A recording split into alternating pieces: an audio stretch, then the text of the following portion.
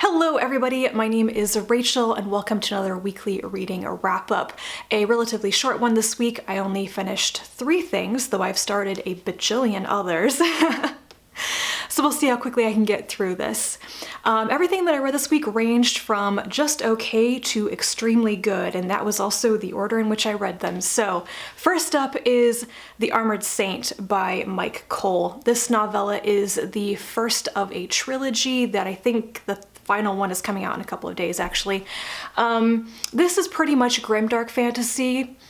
It's grim, and it's dark, and it's got some like military aspects to it as well, I think.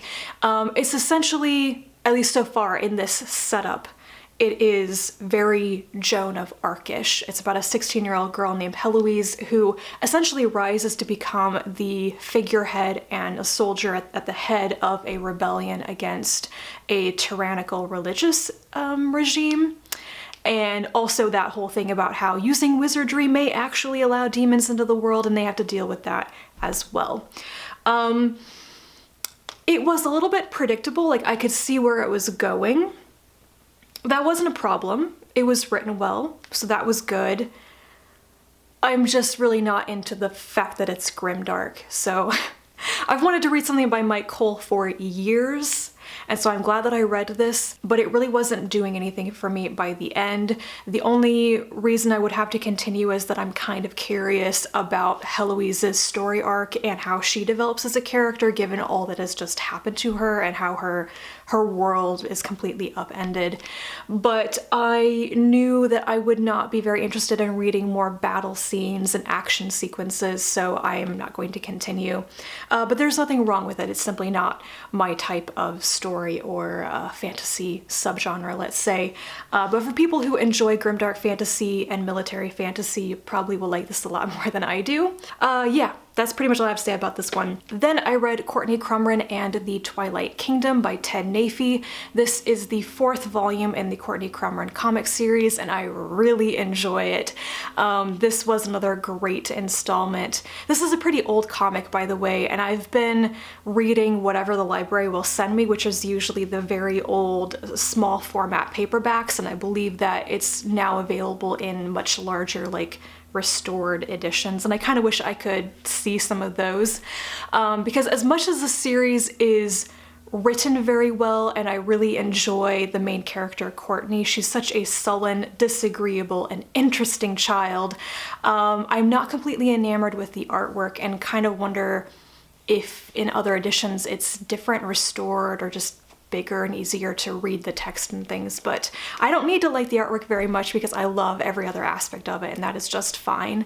But if you don't know, this series is about a little girl who discovers that her great uncle is a warlock. She begins learning witchcraft basically, and in this particular one, she is now being sent to school to learn this stuff and is not fond of her schoolmates. But she kind of makes friends in this one, but in a very Courtney way, which is to say she'll never admit that they're her friends, but by the end they're friends. So yes, quite enjoyed it. I need to read this series faster. I would buy them and read them all, but I'm out of book buying budget for the year, so I'll just be interlibrary loaning the rest of it very soon. And lastly, my favorite read of the entire week was Tiamat's Wrath by James S.A. Corey. This is the 8th and penultimate novel in the Expanse series, which is at this point a very well-known space opera series, and I loved this particular one. It's very interesting to me that probably all of my favorite books in the series, the ones that I've rated 5 stars, tend to come right after my least favorite ones in the series. I think that happened with Nemesis games as well. I really didn't like the one right before that. But yes, Tiamat's Wrath, this was so good. I just was really into it for the characters' journeys in many ways. The crew of the Rocinante are the heart of this story, and everything that was happening to them and the ending, I can't even talk about it because it would be spoilers, but I really enjoyed it. I also surprisingly really was into Elvie's POV chapters and Teresa's.